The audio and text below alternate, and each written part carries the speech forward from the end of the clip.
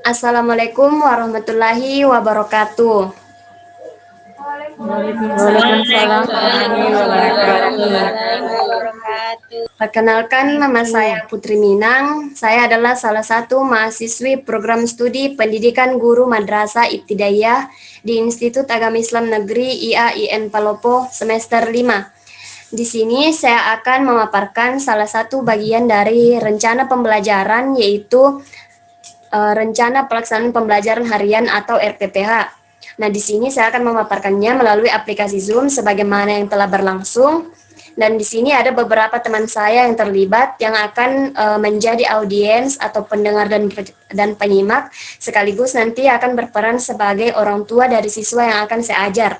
Baik, langsung saja saya akan memaparkan tentang materi saya, yaitu RPPH. Apakah gambarnya sudah tampil?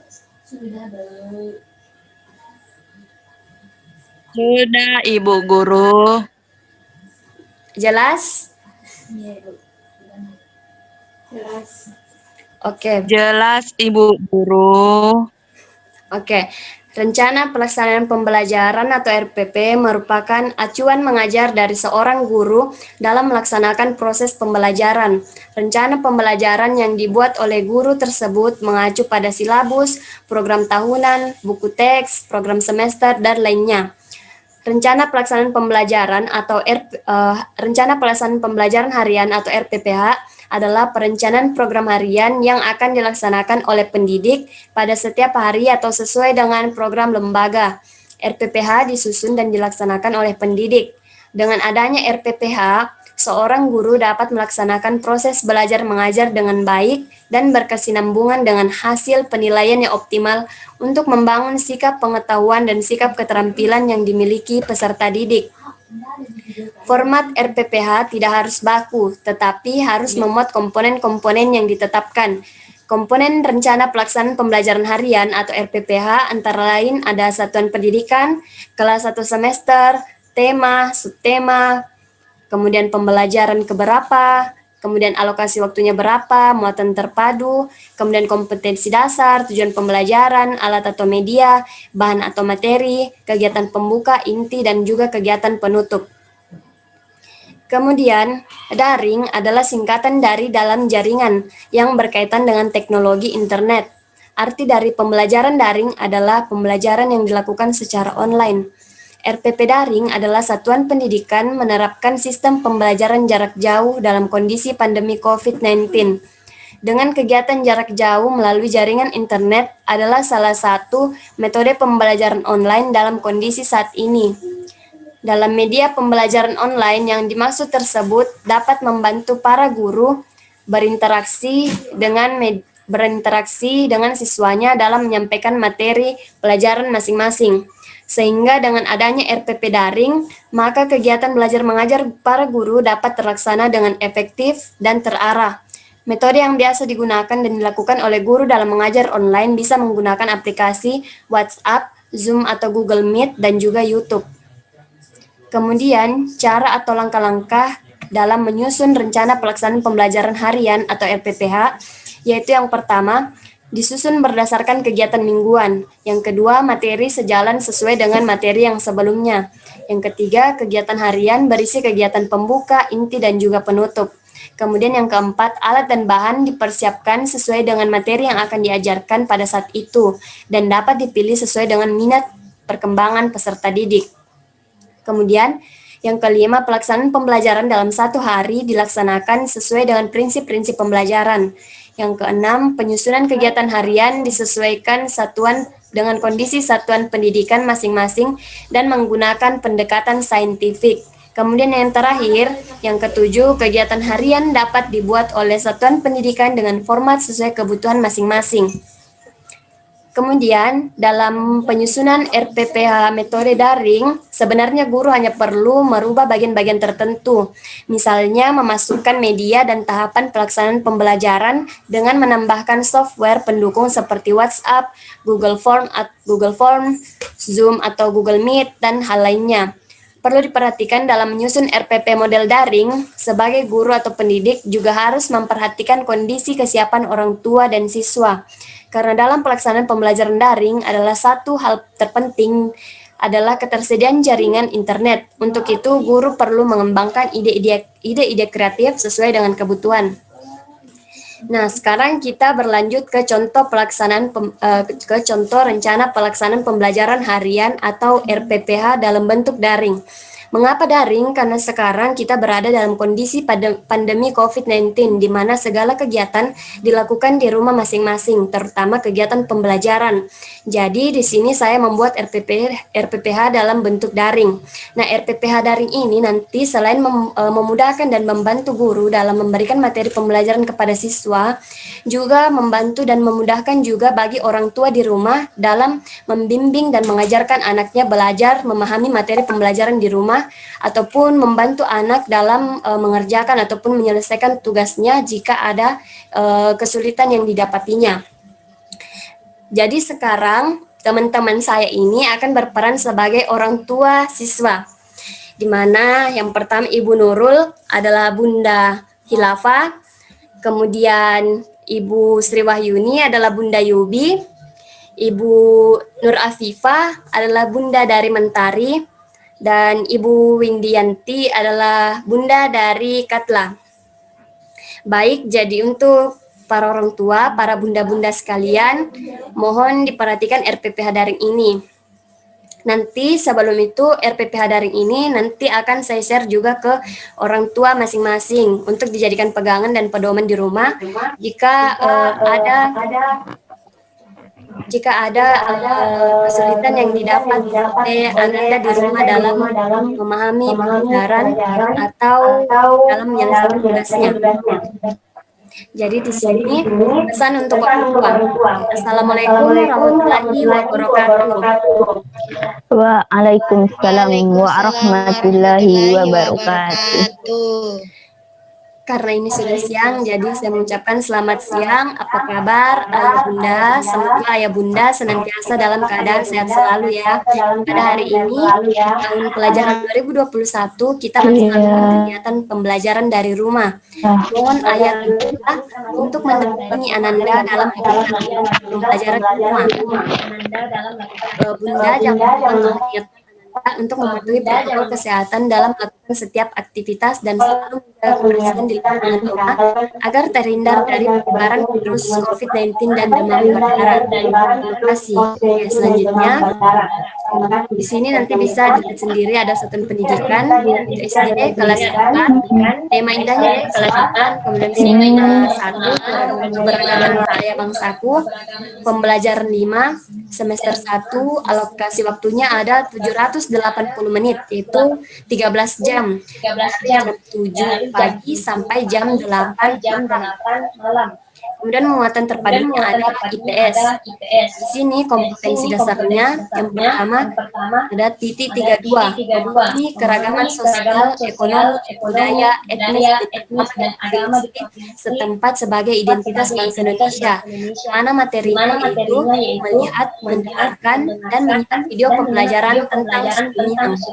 Kemudian kompetensi dasar yang kedua yaitu 4.2, menceritakan keragaman sosial, ekonomi, budaya, etnis, dan agama di provinsi setempat sebagai identitas bangsa Indonesia. Materinya yaitu tari piring dari suku Minang. Jadi nanti anak-anak Bunda itu selain mendapatkan teori juga akan mendapatkan praktek. Karena jika belajar itu lebih valid, lebih solid jika ada keduanya, ada teori dan juga praktek, tidak hanya teori saja. Kemudian tujuan pembelajarannya yaitu peserta didik dapat memahami materi tentang suku Minang sebagai identitas bangsa Indonesia melalui video pembelajaran dan dapat memperagakan tari piring dari suku Minang. Kemudian alat atau media nama WhatsApp group antara orang tua wali, guru, dan juga siswa. Kemudian yang kedua, orang tua wali menggunakan WhatsApp bersama anak. Jika anak yang mengoperasikan WA, maka orang tua wali wajib mendampingi mereka. Kemudian bahan atau materinya ada 2, yaitu video pembelajaran dan video tarian. Kemudian penilaiannya di sini terbagi menjadi 3. namun hanya ada 2 pokok kriterianya. Kita langsung ke penilaian atau penskoran. Itu total nilai siswa kali 10 dibagi total nilai maksimal. Contohnya, jika anak bunda di kriteria pokok pertama itu misalnya mendapatkan poin 3, menjawab sebagian besar pertanyaan di buku tulis tentang suku Minang sebagai identitas bangsa Indonesia dari video pembelajaran yang ada, maka mendapatkan poin 3. Kemudian di poin yang selanjutnya pokok kriteria yang masih pertama, namun bagian kedua mendapatkan poin kedua karena hanya menjawab sebagian kecil pertanyaan melalui voice note atau VN di WA Group tentang suku Minang sebagai identitas bangsa Indonesia dari video pembelajaran yang ada. Kemudian di pokok kriteria yang ketiga itu anak bunda nanti hanya misalnya mendapatkan poin 2 karena hanya memperagakan sebagian kecil tari piring dari suku Minang melalui video. Jadi 3 tambah 2 tambah 2 itu hasilnya sama dengan 7.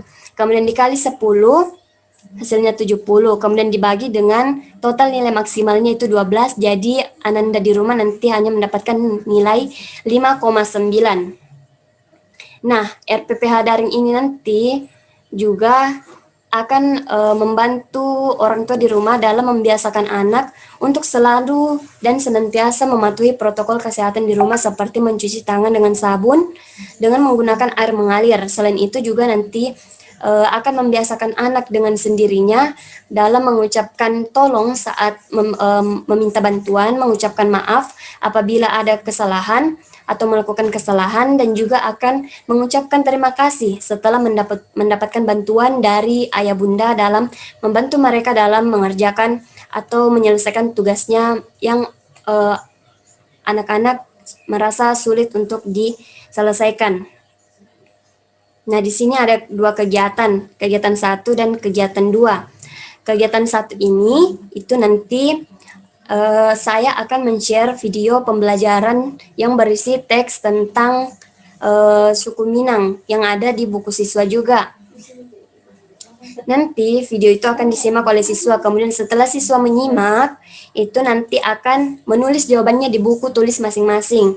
Kemudian nanti difoto, jadi ayah bunda nanti tolong dibantu Ananda dalam mendokumentasikan dari jawaban Ananda yang ditulis di buku tulisnya masing-masing. Kemudian setelah itu, setelah dijawab di buku tulis, akan berlanjut ke WhatsApp group dengan menggunakan pesan suara atau voice note direkam. Suara anak-anak nanti itu direkam dengan menyebutkan jawaban yang telah ditulisnya di buku tulis. Ya, jadi di kegiatan 1 nanti ini ada 2 tugas yang akan dikumpulkannya dalam bentuk dokumentasi atau foto dan juga dalam bentuk rekaman suara atau voice note. Jadi di sini diperlukan bantuan dari ayah bunda sekalian. Kemudian di kegiatan yang kedua nanti akan di-share lagi video tari piring. Video tari piringnya hanya sekitaran 1 menit. Jadi setelah menonton video tersebut, Ananda akan memperagakan tari piring itu. Jadi di sini juga diperlukan bantuan dari ayah bunda untuk membantu Ananda dalam memperagakan tari piringnya supaya mereka mengerti dan bisa menghafalnya. Kemudian setelah itu, setelah mereka mulai pelajari, mulai dihafal-hafal, kemudian ayah bunda mohon untuk memvideo Ananda memperagakan tari piring tersebut. Setelah di video, baru dikirim ke WhatsApp group lagi supaya ibu guru dan teman-teman lainnya juga melihat Ananda menarikan tari piring. Kemudian kedua tugas itu paling lambat dikumpul jam 8 malam, jam 20.00. Nah, kemudian pada bagian terakhir ada catatan. Bagi siswa yang tidak menggunakan smartphone atau tidak memakai smartphone, ataupun orang tuanya tidak memakai smartphone atau mempunyai kendala lain, misalnya orang tuanya bekerja di kantor atau bekerja sebagai apa yang pulangnya misalnya kemalaman, misalnya pulang jam 8 malam, itu bisa sehingga tidak dapat mengirimkan tugasnya lewat voice note, foto, dan video di WhatsApp group karena waktunya sudah lewat, bisa menghubungi atau menemui ibu guru secara langsung agar dapat diberikan solusi dalam pengumpulan tugasnya. misalnya siswa dan orang tua kan nanti misalnya tidak punya smartphone atau Android. Jadi nanti Ananda itu bisa langsung datang ke sekolah dan nanti di sekolah baru ibu guru yang langsung memperlihatkan secara langsung baik melalui laptop atau handphone video pembelajaran dan juga video tarian kepada siswa. Jadi nanti pengumpulan tugasnya siswa dia itu secara langsung dan diperiksa secara langsung saat itu juga. Begitupun dengan orang tua yang misalnya bekerja di kantor yang pulangnya kemalaman sehingga waktu pengumpulan tugasnya sudah lewat, nanti akan diberikan solusi misalnya diberikan waktu 1 hari, misalnya diberikan hari ini, maka besok baru bisa dikumpulkan ataupun bisa juga mengumpulkan secara langsung atau Ananda disuruh ke rumah ibu guru atau ke sekolah untuk mengumpulkan tugasnya secara langsung. Maaf ya, jaringan tadi hilang. Maaf Bunda, tadi jaringan lagi jelek. Iya. Bung. Begini Bu Guru, saya kan kerja di kantor. Saat malam itu saya kecapean, jadi saya tidak sempat mengajari anak saya. Jadi apa boleh di siang harinya? Ini waktu dalam mengerjakannya berapa, Bu? Kan nanti itu cuma tugas yang diberikan. Pertama video pembelajaran sama video tari yang diperlihatkan kepada Ananda di rumah. Kemudian akan ada tugasnya di situ. Nah, pengumpulan tugasnya itu misalnya nanti terkendala misalnya orang tua tidak misalnya bekerja di kantor dan pulang malam. Bisa dikasih waktu 1 hari, bisa dikasih besok. Bagaimana dikumpulkan secara langsung. Oh iya, Atau mengerti, Bu Guru Minang. Iya, jadi begitu ya. Jadi nanti dengan adanya RPPH daring yang saya buat ini, itu akan mempermudah guru, siswa, dan juga orang tua baik dalam memahami materi, juga dalam pengumpulan tugas nantinya. Jadi nanti akan dibuat WhatsApp grup untuk orang tua di dalamnya, dan juga siswa. Iya. Itu Aman Bunda, apakah ada lagi pertanyaan?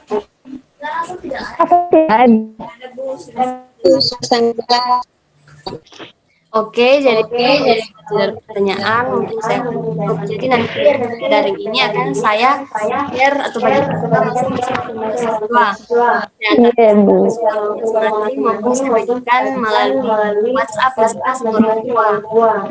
Oke, jadi saya ucapkan banyak terima kasih kepada para bunda yang hebat ini. Terima kasih. Ucapkan apabila kata mohon dimaafkan.